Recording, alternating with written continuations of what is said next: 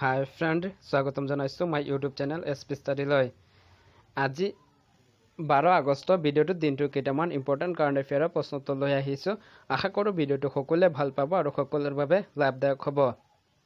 আৰু ভিডিঅ'টোৰ ডিছক্ৰিপশ্যন লিংকত মই আমাৰ ফেচবুক গ্ৰুপৰ লিংকটো দি দিম, তাত গৈ আমাৰ ফেচবুক গ্ৰুপটো জইন কৰিব। লগতে আমাৰ স্পষ্টাডী চেনেলটো যদি এতিয়ালৈকে ছাবস্ক্ৰাইব কৰা নাই তেন্তে প্লিজ চেনেলটো ছাবস্ক্ৰাইব কৰিব। তেন্তে বলক আজিৰ ভিডিঅ'টো আৰম্ভ কৰোঁ। আজিৰ আমাৰ প্ৰথম প্ৰশ্নটো হ'ল, পেৰুৰ নতুন প্ৰধানমন্ত্ৰী হিচাপে কোনে কাৰ্যভাৰ গ্ৰহণ কৰে? আৰু ইয়াৰ উত্তৰ হ'ব অপশ্যন ক, ৱাল্টাৰ মাৰ্টছ।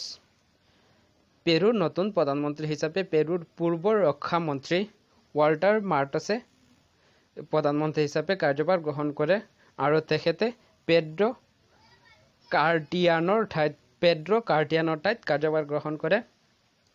পেৰুৰ এখন দক্ষিণ আমেৰিকাৰ দেশ। ইয়াৰ ৰাজধানী হ'ল লিমা আৰু ইয়াৰ বৰ্তমান প্ৰধানমন্ত্ৰী হিচাপেতো ৱাল্টাৰ মাৰ্টছ কাৰ্যভাৰ গ্ৰহণ কৰে। তাৰপিছত 2 নম্বৰ প্ৰশ্ন, 2020 চনৰ দামোদৰ দেৱ বঁটা কাক প্ৰদান কৰা হয়? আৰু ইয়াৰ উত্তৰ হ'ব অপশ্যন নম্বৰ ক, মনোজ কুমাৰ গোস্বামী। 2012 চনৰ পৰা সন্ত পুৰুষ শ্ৰী শ্ৰী দামোদৰ দেৱৰ নামত অসমীয়া সমাজ সাহিত্য সংস্কৃতিলৈ অৱদান আগবঢ়োৱা ব্যক্তিলৈ এই বঁটা প্ৰতি বছৰে প্ৰদান কৰি অহা হৈছে। 2020 চনত এই বঁটা লাভ কৰে আমাৰ অসম নামৰ দৈনিক বাতৰি কাকতখনৰ বৰ্তমান মুখ্য সম্পাদক মনোজ কুমাৰ গোস্বামীয়ে।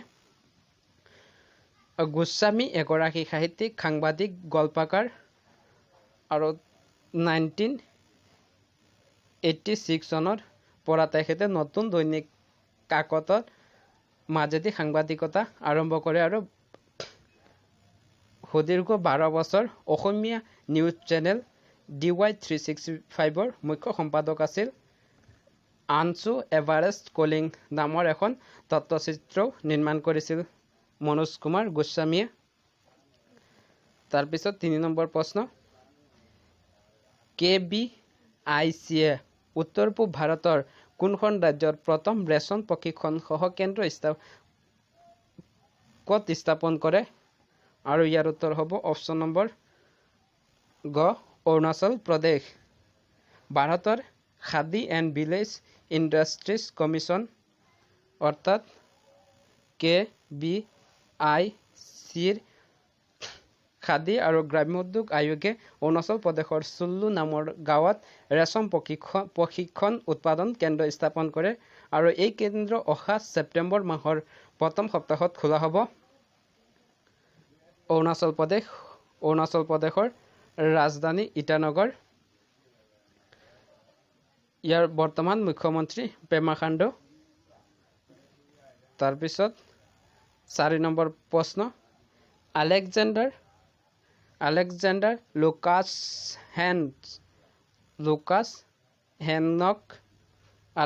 লুকাছহেনক কোন দেশৰ ৰাষ্ট্ৰপতি হিচাপে নিৰ্বাচিত হয়? আৰু ইয়াৰ উত্তৰ হ'ব অপশ্যন খ, বেলাৰুছ। আলেকজেণ্ডাৰ লুকাছহেনক বেলাৰুছৰ ৰাষ্ট্ৰপতি নিৰ্বাচনত 6ষ্ঠবাৰৰ বাবে নিৰ্বাচিত হয় আৰু এই নিৰ্বাচনত তেখেতে 80.23% ভোট লাভ কৰে।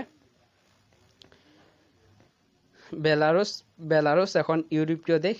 ইয়াৰ বৰ্তমান ৰাজধানী হ'ল মিনাস্ক আৰু বৰ্তমান ৰাষ্ট্ৰপতি আলেকজেণ্ডাৰ লুকাছহেনক।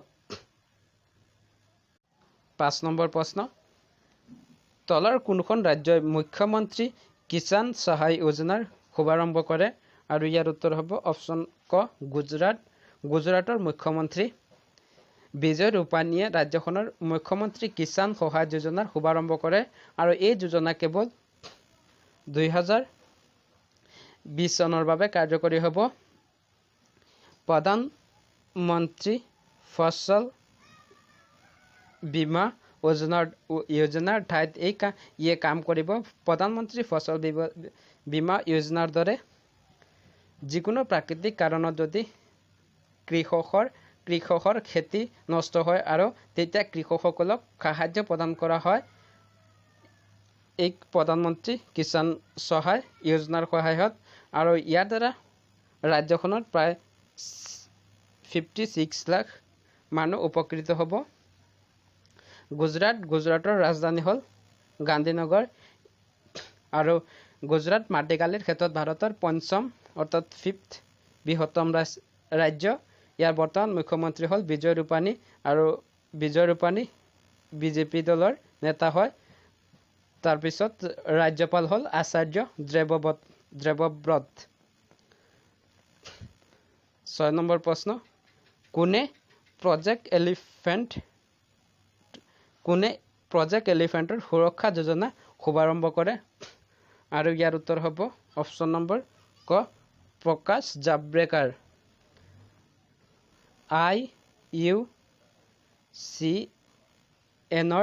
ৰেড লিষ্টত অন্তৰ্ভুক্ত হোৱা অৰ্থাৎ লুপ্তপ্ৰায় এছিয়ান হাতীসমূহক সুৰক্ষা দিয়াৰ বাবে কেন্দ্ৰীয় পৰ্যাবৰণ মন্ত্ৰী প্ৰকাশ জাভ্ৰেকাৰে সুৰক্ষা নামৰ এক পৰ্টেল 12 আগষ্ট তাৰিখে লঞ্চ কৰিব আৰু 1992 চনত প্ৰথমবাৰৰ বাবে পৰ্যাবৰণ আৰু বন মন্ত্ৰালয়ে প্ৰজেক্ট এলিফেণ্টৰ শুভাৰম্ভ কৰে আৰু এছিয়ান হাতী যাৰ 60% হাতী আমাৰ ভাৰতবৰ্ষত পোৱা যায় তাৰপিছত 7 নম্বৰ প্ৰশ্ন অলপতে কোন দেশৰ প্ৰধানমন্ত্ৰীয়ে ইস্তিফা দিয়াৰ কথা ঘোষণা কৰে আৰু ইয়াৰ উত্তৰ হ'ব অপশ্যন নম্বৰ গ লেবানন আচলতে কেইদিনমান আগতে লেবাননৰ ৰাজধানী চহৰ বেইৰুটত এমনিয়াম নাইট্ৰেট নামৰ বিস্ফোৰক পদাৰ্থবিধ বেইৰুটৰ এখন বন্দৰত বিস্ফোৰিত হয় যাৰ বাবে দেশখনৰ প্ৰায় 3 লাখ মানুহ গড়হীন হয় আৰু বহু লোকৰ মৃত্যু হয় তাৰ বাবে দেশৰ জনসাধাৰণৰ দুখত পৰি প্ৰধানমন্ত্ৰী হাছান দিয়াবে ইস্তিফা দিয়াৰ কথা ঘোষণা কৰে লেবাননৰ ৰাজধানী হ'ল বেইৰুট ইয়াৰ বৰ্তমান ৰাষ্ট্ৰপতি হ'ল মিচেল আউন প্ৰধানমন্ত্ৰী হাছান দিয়াবে আৰু মুদ্ৰা হ'ল লেবানন পাউণ্ড তাৰপিছত আজিৰ আমাৰ শেষৰ তথা 8 নম্বৰ প্ৰশ্নটো হ'ল ICCৰ এলিট পেনেলত স্থান লাভ কৰা চতুৰ্থ ভাৰতীয় আম্পায়াৰ গৰাকীৰ নাম কি আৰু ইয়াৰ উত্তৰ হ'ব অপশ্যন ক KN অনন্ত পদ্মনাভন ভাৰতীয় আম্পায়াৰ KN অনন্ত পদ্মনাভনে ICCৰ এলিট পেনেলত স্থান লাভ কৰে আৰু এই সন্মান লাভ কৰা ভাৰতৰ চতুৰ্থ গৰাকী আম্পায়াৰ হিচাপে চিহ্নিত হয় ইয়াৰ আগতে অৰ্থাৎ কেইদিনমান আগতে নীতিন মেননক ICCৰ আম্পায়াৰৰ এলিট পেনেলত স্থান দিয়া হয় আৰু ইয়াৰ আগতেও ভাৰতৰ দুগৰাকী আম্পায়াৰক এই সন্মান লাভ কৰে আৰু তেখেত দুগৰাকী হ'ল শ্ৰীনিবাস বেংকট ৰাঘৱন আৰু সুন্দৰম ৰবি ICCৰ সম্পূৰ্ণ অৰ্থ হ'ল ইণ্টাৰনেশ্যনেল ক্ৰিকেট কাউন্সিল ইয়াৰ স্থাপন হৈছিল 15 জুন 1909 চনত ইয়াৰ হেডকোৱাৰ্টাৰ হ'ল ডুবাই ইয়াৰ বৰ্তমান চেয়াৰপাৰচন হ'ল শশাংক মনোহৰ আৰু বৰ্তমান CEO হ'ল মনু সাহানী আৰু ICCৰ মটো হ'ল ক্ৰিকেট ফৰ গুড এইকেইটা আছিল আজিৰ আমাৰ আলোচনা কৰিবলগীয়া কাৰেণ্ট এফেয়াৰৰ প্ৰশ্নোত্তৰ ভিডিঅ'টো চাই কেনেকুৱা লাগিল কমেণ্ট কৰি জনাব ভাল পালে লাইক কৰিব লগৰ বন্ধু বান্ধৱীৰ লগত শ্বেয়াৰ কৰিব আৰু যিকোনো ধৰণৰ job update daily current affair জিকে প্ৰশ্নোত্তৰ পাবলৈ আমাৰ স্পেষ্টাডি চেনেলটো যদি এতিয়ালৈকে ছাবস্ক্ৰাইব কৰা নাই তেন্তে প্লিজ চেনেলটো ছাবস্ক্ৰাইব কৰিব থেংকছ ফৰ ৱাচিং